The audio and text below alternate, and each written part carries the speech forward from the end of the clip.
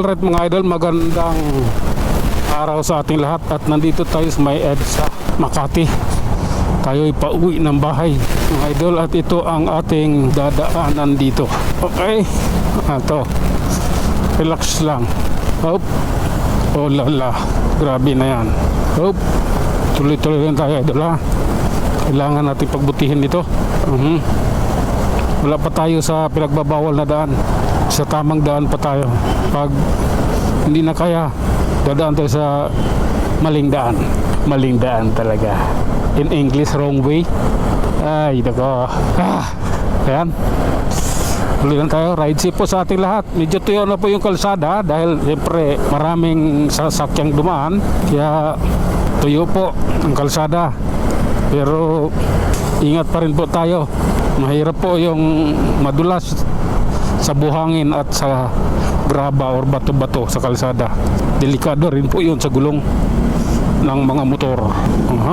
Ayan, relax lang. Oh my goodness. Okay, grabe na yan. Bubusina ka pa, ganito na nga yung lagay dito. Okay, kaya mo tinan mo na nga yung lagay. Bubusina ka pa dyan sa likod ko. Tanaw mo naman kung anong ganap sa kalsadang ating dinadaanan. Ayan, kita mo, kompleto yan. Diba? Lala, relax lang. Okay, reality yan idol, reality. Kaya huwag na sumama yung loob mo. Ito yung totoong buhay ng mga riders sa EDSA. Kaya anak ng kagang nangyari, parang dikit yung side mirror ko sa akin. Parang nakadikit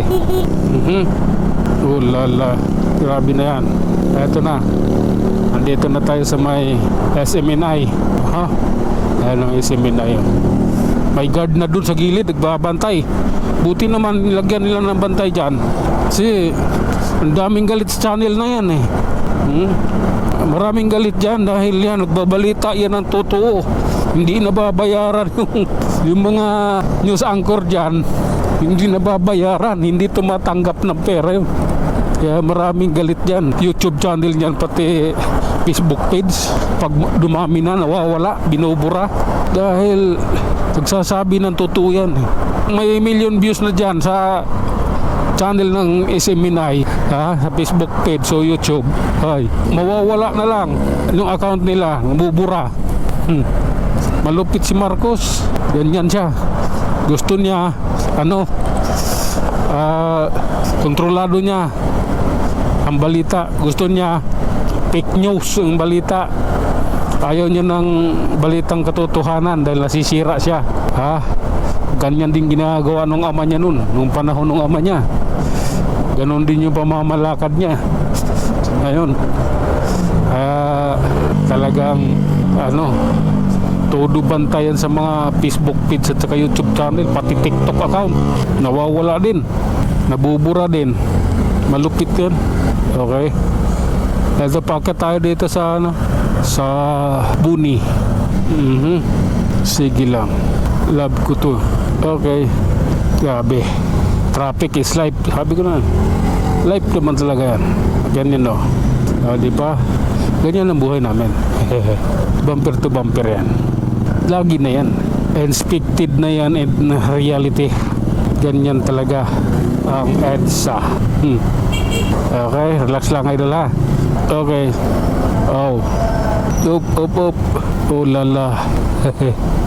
Siguro yan, di hulihin yan kasi red plate yan nasa bike lane. Red plate. Bubusina ka man dyan. Alaya, nakatabay lang din yan. May sinusundan din yan. Okay, diretso lang. Eto yun. Oh my goodness. Hey, relax lang. Kayang-kaya natin to. Walang ganunan. Walang ganunan. Lala. Sige lang. Okay, lusot. Eto, ilalim tayo rito. Matagal din dyan tagal din ang pila dyan si Babaw. Dito tayo. Okay. Eto. Nakalusot tayo. Diplomat yung sasakyan na to. Aha. Sige lang. Sige. Tuloy. Di kasya. Grabe. Di kasya, idol. Masikip. Eto. Magkakasya na ako. Pag hindi kasya, huwag pilitin. Mahirap na eh. Okay.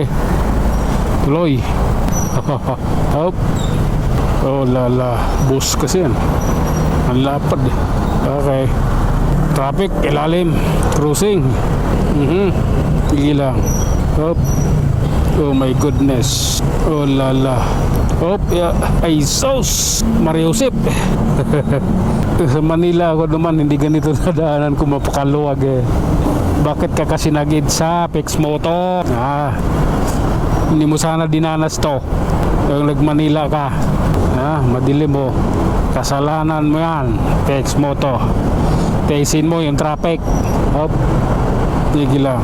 Okay. Hanggang ano to doon? Hanggang Ortigas tong traffic na to eh. Oh. Tuloy.